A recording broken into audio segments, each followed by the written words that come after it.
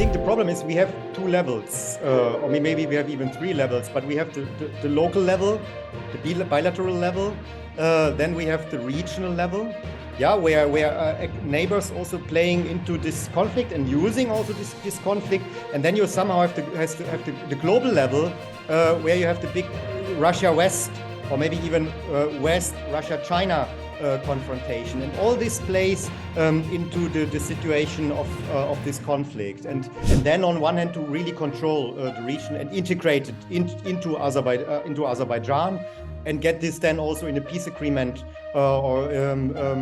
signed, yeah, by with Armenia, in a way. So I think it's about the control of Nagorno-Karabakh, and if people do not accept the rules of the Azerbaijani government, even then that to push out the people also from the region. The interdependence and interlink of all these actors, conflicts, and trends we have, and different policies also. If it's connectivity, if it's conflict work, if it's facilitation, negotiation, and so on.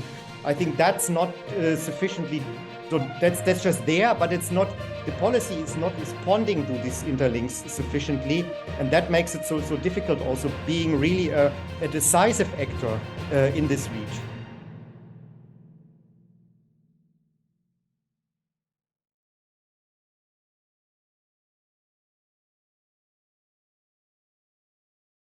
The post-war, the post-2020 war, let's call it directly this situation. Between Armenia, Azerbaijan, and on Karabakh, I think has not enough attention in Germany. It is not seen as important as it is for European security and also for the South Caucasus and the wider South Caucasus Black Sea region. So I think there is really a lack of understanding of the importance of this conflict, of this ongoing conflict, and also the impact on the entire region. I think Germany is too much focused. I think it's important to focus on Ukraine and on Russia's war against Ukraine and its impact on the entire post-Soviet region. So also on the South Caucasus and on the situation between Armenia and Azerbaijan.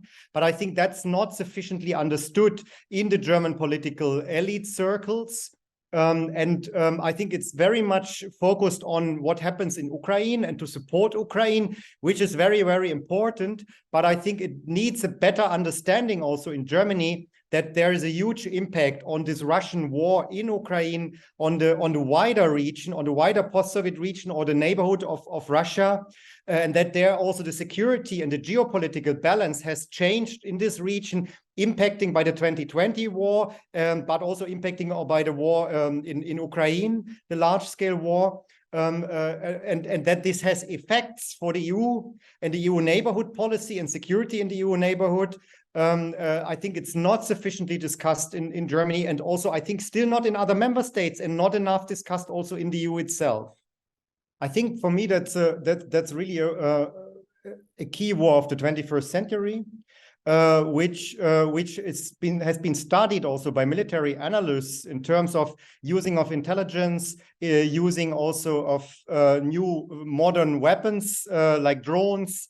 Yeah, also, but also other types of weapons, and I think that's a war which impacts on how the wars in the next decades will be organized, and I think that has an effect also for Germany and for the European Union, how the neighborhood is changing. So I think what we now see is with a weakened Russia, that the security balance in the South Caucasus has changed, that the same authoritarian stability Russia has provided in the past, it is neither willing nor able to provide anymore in the South Caucasus, and that the EU and the big players like Germany and France have to deal with security in the EU's neighborhood in a much more comprehensive way and becoming really much more an actor also in the regional conflict zones, in the security situation in the South Caucasus and in the wider Black Sea region, and that this has an impact on relations with Iran, on relations with Israel, on relations with Turkey. And what we will see in the South Caucasus is a reshuffling of the regional order, where other players like Turkey, Iran, also Saudi Arabia, China will more and more shape the regional security order. And if the EU is not becoming more an actor here, and member states are not more active also in the South Caucasus region, on the security situation, on the conflict zones, on connectivity, I think the EU will lose impact on security in its wider neighborhood, and that can have impacts on migration. That will have impact also on the image of the European Union in its neighborhood. It's about governance models also. So how much there will be democratization, how much there will be also authoritarian regimes more successful in this region. I think this has all impact on stability of the EU, its image, but also of its neighborhood.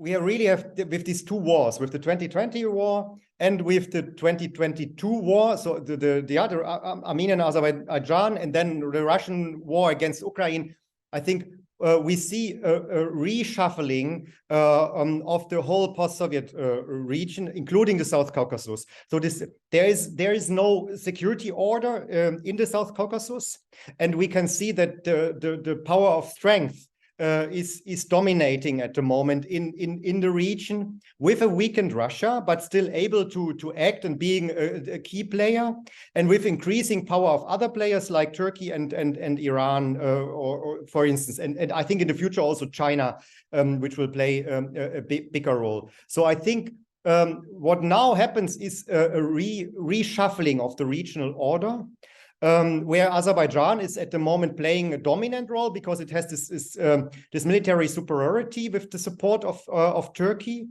and we have other external players, like Turkey, like Israel, like Iran, like China, like Saudi Arabia, but also the EU and the US, who are playing in this situation a new role, and they have to redefine also their roles and also their interests in the region.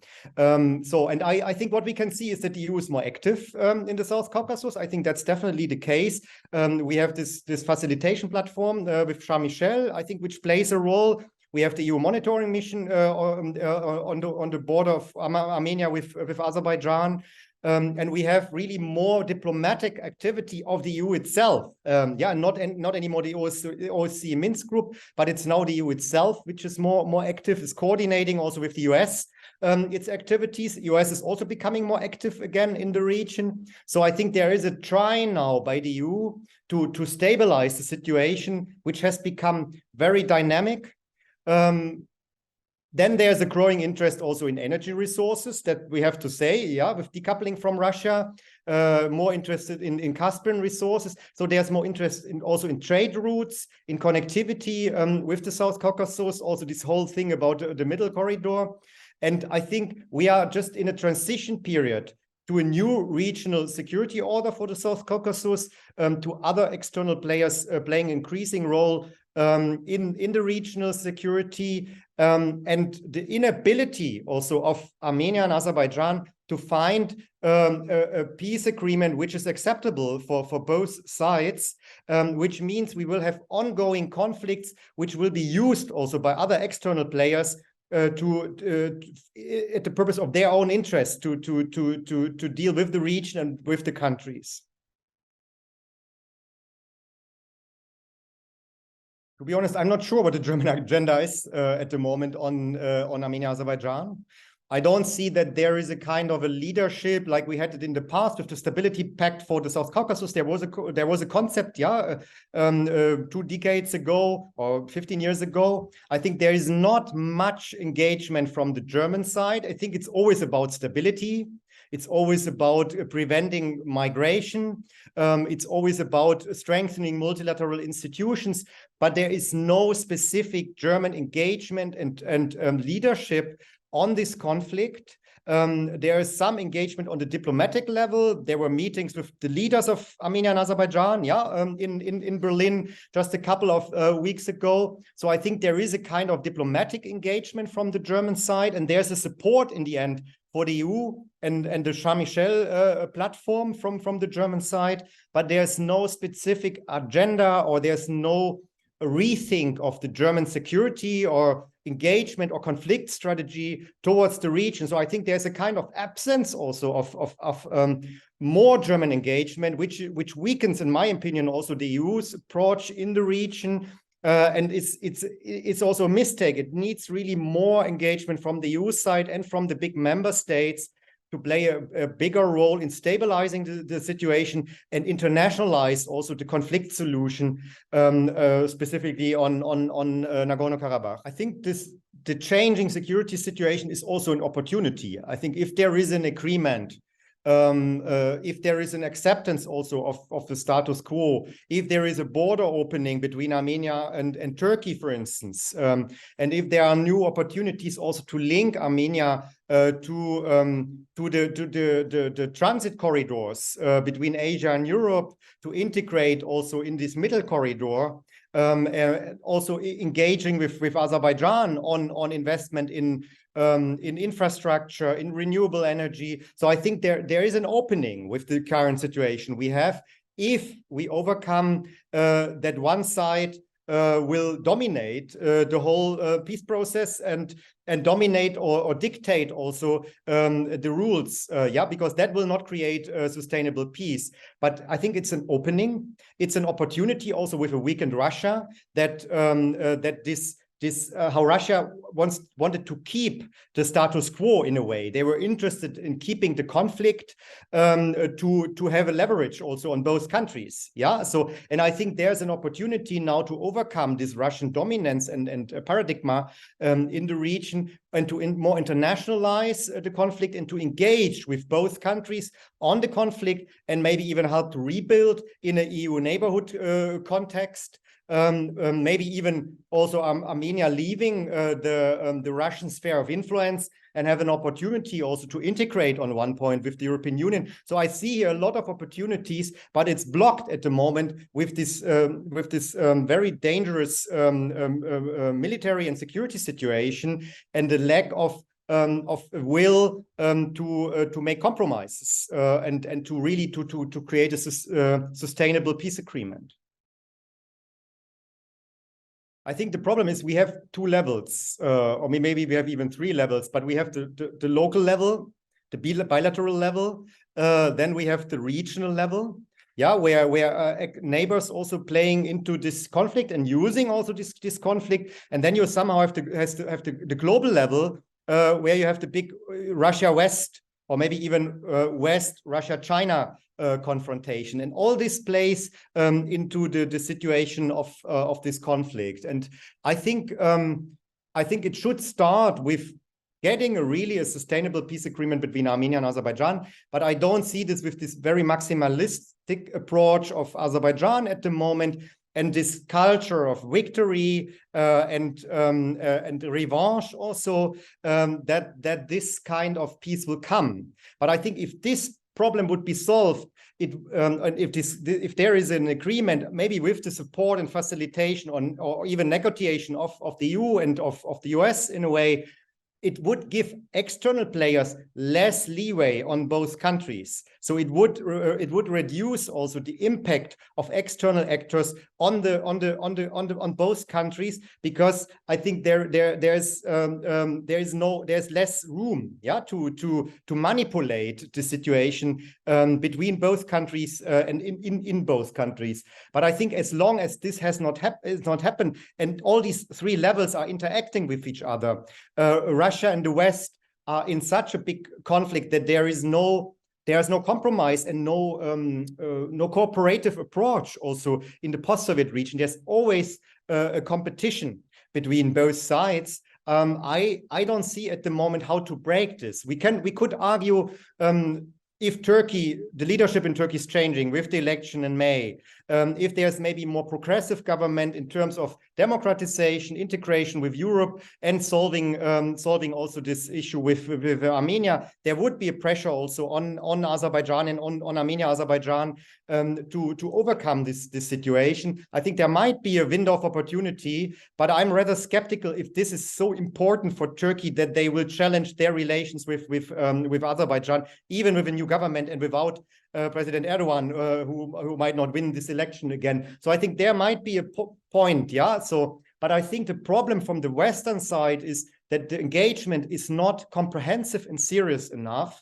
It really needs more than facilitation. It really needs negotiation. You need to build up leverage also on both countries, Armenia and Azerbaijan. We don't do it enough on Azerbaijan, in my opinion, at the moment. And we should also try to integrate, in a way, both countries stronger with the EU in whatever sense, yeah, because I think that would also create a transformative power for the whole situation. But I think there are a lot of question marks, yeah, with the things I just mentioned. So with all the opening, I'm rather skeptical that this will happen now in this very difficult security and geopolitical situation in which we are.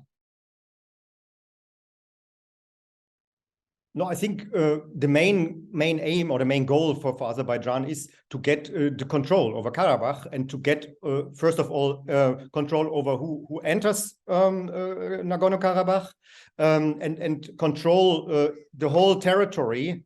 Yeah, and the access to the region. I think that's, and then on one hand to really control the region and integrate it into Azerbaijan. And get this then also in a peace agreement signed, yeah, by with Armenia, yeah, in a way. So I think it's about the control of Nagorno-Karabakh,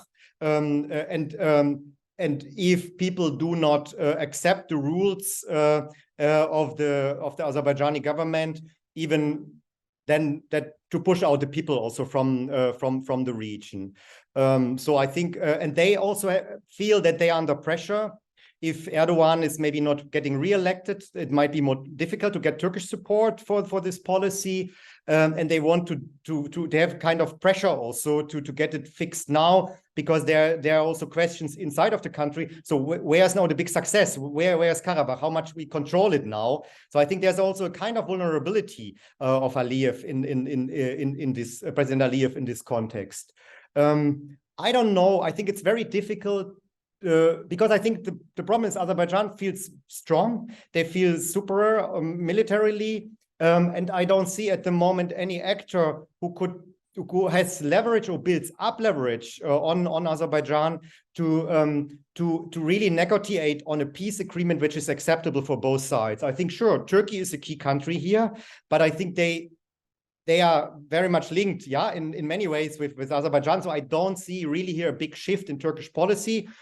I think OSCE is just dysfunctional. I don't think this will play a role in the future as an institution. So and the UN is also not really able to play here a bigger role. So I really see the main actors within the EU and with the US to play here a key role, also in terms of because we had the internationalization of the conflict, because we had a regionalization after the war.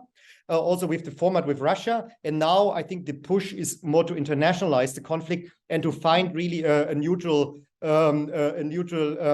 platform. But I think again the EU has to build up leverage on Azerbaijan and on Turkey. I think it's possible.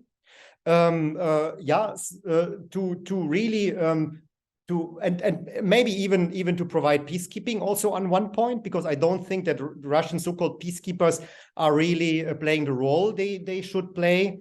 And really this monitoring mission is for me just a starting point for bringing more transparency in this conflict, and then really working with both governments also on a border agreement between Armenia and Azerbaijan, on the transit routes, yeah, and the so-called Zangezur corridor, how this will look like. But then I think Karabakh is really the key. So, and I think I still think I don't see any other actors than the EU and the US who can solve it. also Russia is weakened in a way, and it makes deals with Turkey and Azerbaijan. So I only see these two actors being able to do so.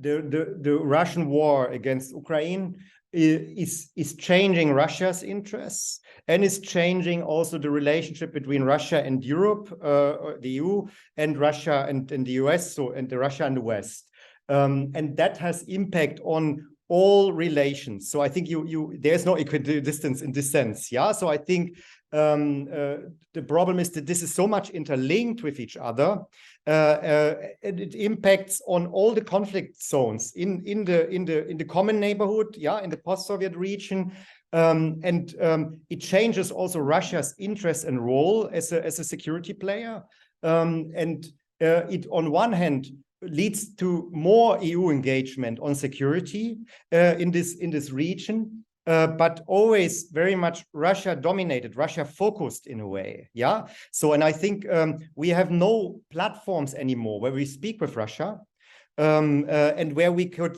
work cooperative on solving conflicts. It's just not possible at the moment. And Russia is like a destructive power. It's a disruptive power, and it's using also conflicts to be disruptive in a way. Yeah. So and I think that's why I don't see. So I think everything is interlinked. That's the problem. Yeah. You can look, for instance, Iran, Israel, how they now engage into this conflict. Israel then engages with the US. Yeah. So, and Turkey also, Turkey, Iran, Turkey, Israel. Yeah. So, and I think that's the problem. We still in Europe, we do South Caucasus policy, we do conflict policy, we do Black Sea policy, we do Ukraine and Russia policy, but we don't interlink them with each other. There's a lack of strategic understanding that this is all interconnected with each other, and you have to be more active in other fields to impact on other conflicts or on other players. Yeah. So, for instance, Turkey, I think Turkey is a key country. The EU needs to engage more with Turkey, needs to rethink its Turkey policy, and maybe even try to again to integrate Turkey stronger with Europe, because that will have an impact also on the Middle East and on the South Caucasus and on the Black Sea region. Yeah. So and this is interlinked also with Karabakh and Armenian Azerbaijan conflict. Yeah. So, and I think that's the problem, the interdependence and interlink of all these actors, conflicts, and trends we have, and different policies also. If it's connectivity, if it's conflict work, if it's facilitation, negotiation, and so on. I think that's not sufficiently. That's just there, but it's not. The policy is not responding to these interlinks sufficiently. And that makes it so difficult also being really a decisive actor in this region.